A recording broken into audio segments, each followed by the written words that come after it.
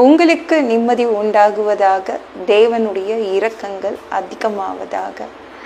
தேவன் என்ன சொல்றாங்கன்னா, யோவான் 20:19, இயேசு வந்து நடுவே நின்று உங்களுக்கு சமாதானம் என்றார். உங்க நடுவில் இயேசு வருவாருங்க. அதனால கலக்கம் போயிடும், பயம் போயிடுங்க, நிம்மதி வந்துடும். இயேசு வருவார். நம்ம இன்னைக்கு உயிர்த்தெழுந்த நாளை கொண்டாடிட்டு இருக்கோம். ரிசரக்ஷன் டேவை நம்ம கொண்டாடிட்டு இருக்கோம். நீங்க இந்த உலகத்திலேயே எடுத்துக்கிட்டீங்கன்னா, இந்த உலக வரலாற்றிலேயே முதன்முறையாக ஒரு தெய்வம் வந்து தனக்கு சாகா வரம் இருக்கு என்று நிரூபித்து விட்டு போனது. அந்த தெய்வம் தான் இயேசு. என்னை யாரும் அழிக்க முடியாது அப்படின்னு அவர் ப்ரூவ் பண்ணிட்டு போனாருங்க, நிரூபித்து காட்டிட்டு போனாருங்க. அது எந்த ஆண்டுல நடந்துச்சுன்னா, எந்த டேட்ல நடந்துச்சுன்னு நிறைய வரலாற்று அறிஞர்கள், பெரும்பாலான வரலாற்று அறிஞர்கள் இந்த டேட் தாங்க சொல்றாங்க. April 3 AD 33. அந்த டைம்ல தான், அந்த நாள்ல, அந்த வருடத்துல தான் இயேசு அவர் வந்து சிலுவையில் அறையப்பட்டார். வரலாற்று சான்று கூட இருக்குங்க. ஒரு தெய்வம் தனக்கு சாகா வரம் இருக்கு, என்னை யாரும் அழிக்க முடியாது நிரூபித்து காட்டிட்டு போனாருங்க. உயிரோட எழுந்துட்டார்ல. சீடர்கள்கிட்ட அடிக்கடி சொன்னார், நான் செத்துருவேன், உன்னை கொலை பண்ணுவாங்க, 3ஆம் நாளில் உயிர் தெழுந்துருவேன் சொல்லிட்டே தான் இருந்தார். அதே மாதிரி உயிரோடு எழுந்துட்டாருங்க. இதை மாதிரி எந்த ஒரு தெய்வத்துக்கும் கல்லறைலாம் இருந்ததே இல்லைங்க. 3 நாள், அதுவும் 3 நாள் அந்த உடம்பு கல்லறையில் இருந்துச்சுங்க. இப்போ ஒரு உடம்பு செத்து போன ஒரு பிணம் வந்து 3 நாள் கல்லறையில் இருந்தால் என்ன நடக்கும்? அதோடைய இதயம், மூளை அதெல்லாம் செயல் இழந்துடுங்க. தசை இருக்குல்ல, அதெல்லாம் கடினமாக ஆயிடும். உடம்பு வந்து அப்படியே குளிர்ச்சியாகிடும். ஒரு 3 நாள்னா என்ன ஆகும்னா, எல்லா செல்களும் சிதைவு அடைந்து விடும். செல்கள் இருக்குல்ல, எல்லா செல்களும் தன்னைத்தானே உடைத்து கொள்ளும். அப்படியே தோலெல்லாம் பிரிஞ்சிடுங்க, உடம்பை விட்டு தோல் எல்லாம் பிரிஞ்சிடும். அப்படியே துர்நாற்றம் வீசும். அப்படிப்பட்ட கண்டிஷன்ல தான் இயேசுடைய உடம்பு 3ஆவது நாள் இருக்கும்போது அவர் உயிரோடு எழுந்தார். இயேசு உயிரோடு எழுந்தார். அவர் தனக்கு சாகா வரம் இருக்கு அப்படின்னு நிரூபித்து காண்பிச்சுட்டு போனாருங்க. யாராலும் என்னை அழிக்க முடியாது. அப்படிப்பட்ட தெய்வத்தை தானே நம்ம வணங்கணும். நம்ம தெய்வத்தை யாராலையும் அழிக்க முடியாது. ஒரு மனிதனை அழிக்க முடியும், ஆனால் இயேசு என்ற தெய்வத்தை யாராலையும் அழிக்க முடியாது. அதுவும் மோசமான மரணத்தை தேர்ந்தெடுத்து 3 நாள் அவர் கல்லறையில் அந்த உடம்பு இருந்துச்சு, உயிரோட எழுந்து மேலே வந்துட்டாரு.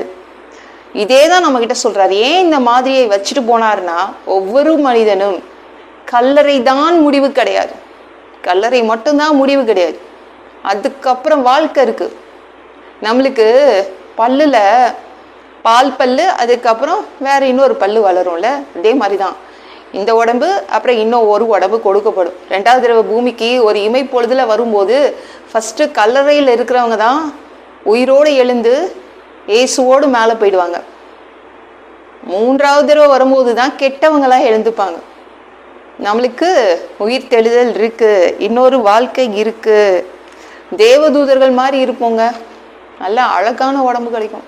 நான் சும்மா இருக்கும்போது ஏசுகிட்ட கேட்டுட்டே இருப்பேன், அந்த உடம்ப காண்பிக்கிறீங்களா, எனக்குன்னு என்ன உடம்பு கொடுக்க போறீங்க, கொஞ்சம் காமிக்கிறீங்களா, கேட்டுட்டே இருப்பேன்.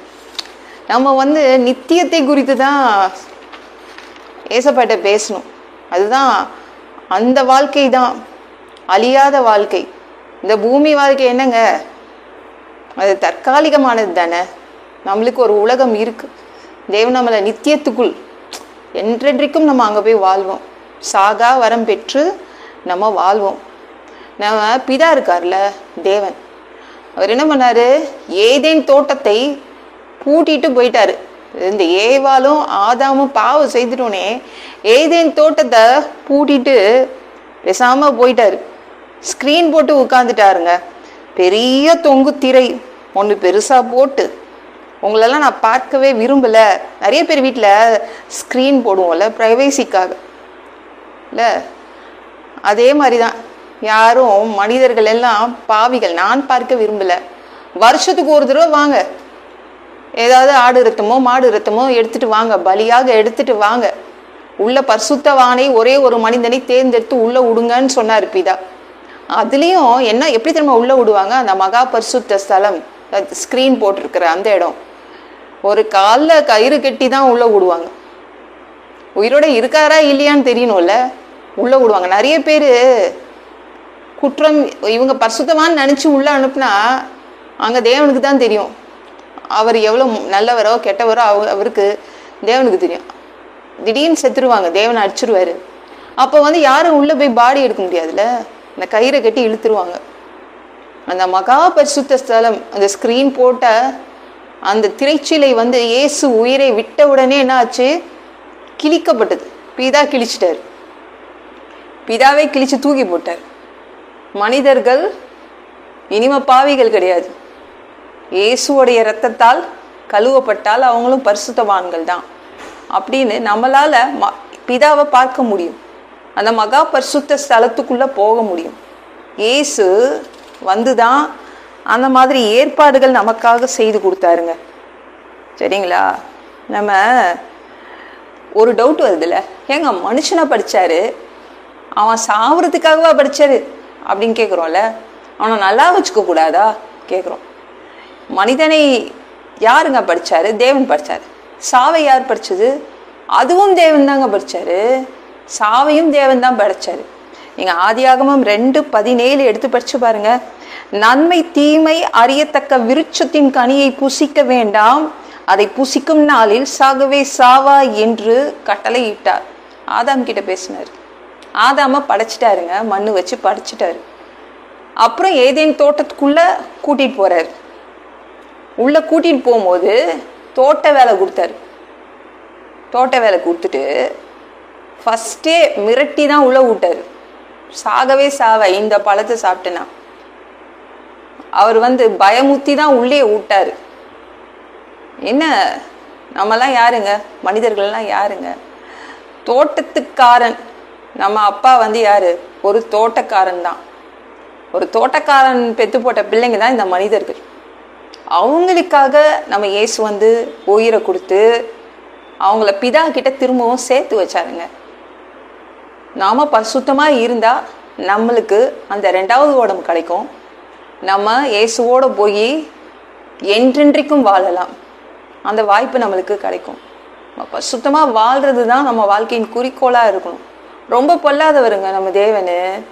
நீங்க ரொம்ப நல்லவர், ரொம்ப அன்பானவர், நம்மளுக்காக உயிரே கொடுத்துட்டாருன்னு நினைச்சிட்டு ஏமாந்துடாதீங்க.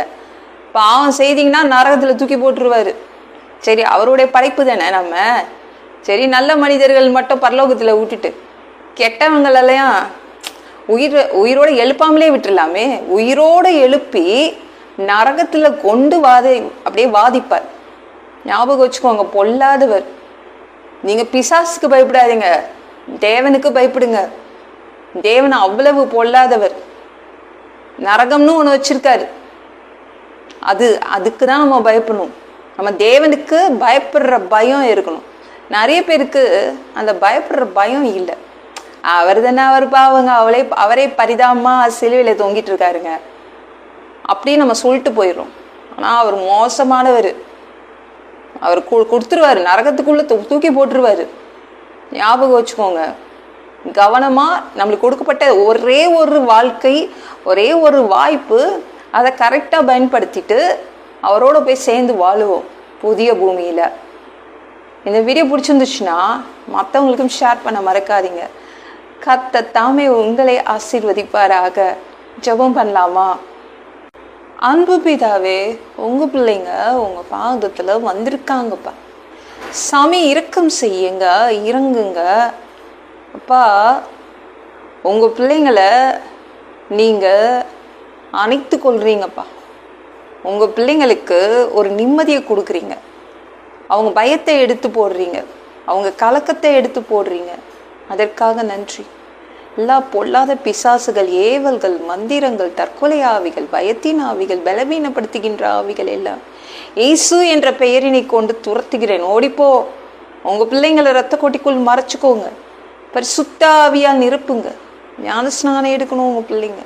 ரட்சிப்பீராக. இயேசுவின் காயப்பட்ட தழும்புகளால் எல்லா வியாதிகளும், எல்லா பலவீனங்களும், கேன்சர் போன்ற வியாதிகளும் சரியாகுவதாக. ஒரு மனிதனா பிறந்தா ஜீவ புஸ்தகத்துல பேர் இருக்கணும்பா. அப்படி இல்லைன்னா அந்த மனுஷனை பிடிச்சி நரகத்துல தள்ளிடுவீங்க. தீ எரிகிற இடத்துல எப்படி போய் வாழ்றது? பரலோகத்துக்கு வர்றதுக்கு ஆசைப்படுறோம். சாமி அடிச்சு உதச்சி திருத்தி பரலோகத்துக்கு அனுப்பிடுங்க. கழுவப்படாத பாவங்கள் எங்ககிட்ட இருந்துச்சுன்னா உங்க திரு ரத்தத்தை கொண்டு கழுவி எங்களை பரலோகத்துக்கே அனுப்பிடுங்கப்பா. எந்த ஒரு இமை பொழுது நீங்க வருவீங்கன்னு இயேசுவை வணங்கி வணங்கி காத்துட்ருக்கோம். பரிசுத்தமா வாழ்ந்து வாழ்ந்து காத்துட்ருக்கோம். அந்த ஒரு இமை பொழுதுல உங்களுக்கு ஒப்பான உடம்பு எங்களுக்கு கொடுக்கப்படும். அதை பெற்றுக்கொண்டு மதிய வானத்துல உங்களை சந்திக்க வருவோம். அந்த தருணத்தை நாங்க இழந்துடக்கூடாதுப்பா. ஒரு மனிதனால் பரிசுத்தமா வாழ்றது கூடாத விஷயம். அதுக்கு கூட உங்க உதவி கேட்டுதான் வந்து நிற்கிறோம். 7 வருட அந்த கிறிஸ்து ஆட்சியில விட்டுட்டு போயிடாதீங்க. பிசாசு நடத்தும் ஆட்சியில விட்டுட்டு போயிடாதீங்க. 3வது தடவை கூட இந்த பூமிக்கு வருவீங்க. இந்த பூமியின் ஓனராக, சொந்தக்காரராக வருவீங்க. 1000 வருடம் இந்த பூமியில தங்கி ஆட்சி செய்வீங்க. அந்த பொற்காலத்தை பார்க்க ஆசைப்படுறோம். எல்லாவற்றையும் ஒப்பு கொடுக்கிறேன். இயேசுவின் மூலம் ஜெபம் கேளும் பிதாவே, ஆமென். நாளைக்கு பார்க்கலாம்.